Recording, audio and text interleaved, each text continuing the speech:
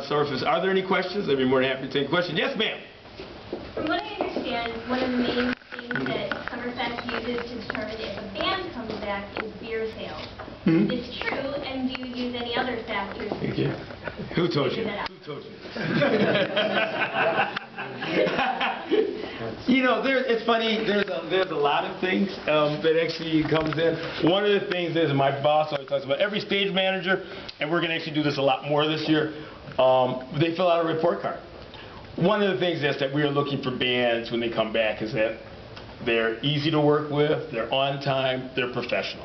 Those are one of those. Those are really the sorts of things we're looking at.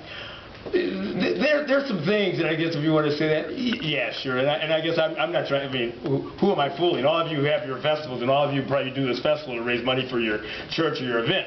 One of the things that raises, and one of the good things that raise money is beer sales, right? It's actually in typical, most festivals or events, you buy it at wholesale. You have local people, or obviously the people of the church, pour it, and you try to make money off of it. So I'm not trying to fool anybody or say that, yes, obviously Summerfest is it didn't get that $55 million by giving the money away, right?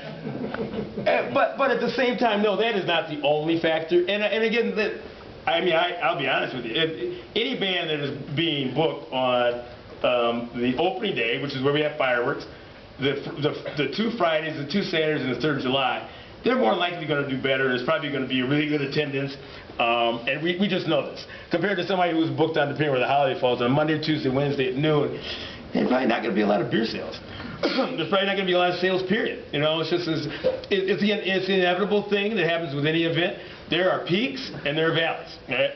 We know, and of course you're going to hear about something you've already been hearing about Summerfest, and you know all these things, and once you've already probably picked the night that you want to go, right? There's also going to be some other times that it's just not going to be as good. Now, some people love that, right? Monday through Friday, between 12 and 4, it's easy to get in, the crowds are smaller. Obviously, we've got bands playing at those times, too, and just the fact that they didn't, let's say, do that. So, make a long story short, sure, I mean, I guess we look at that, but that is not an end-all or be-all, you know, not by any means. There's also for some of the things that we do, it just doesn't make sense. I mean, one of the things is, you know, we used to do gospel, and I hope this isn't a true indicator, but we used to do gospel, and I really enjoyed it. I thought it was a really good thing, because it's a community thing. We're not doing it now, but we typically did it on Sundays in like the Potawatomi area. Well, the beer sales were never a factor. It was never a factor. I hope, again, that's one of those things that's a community thing. Let's face it, the children's area, children's stage, all this stuff, they're not drinking beer, period, right? We keep on having them. Maybe it's just we want to have good PR and make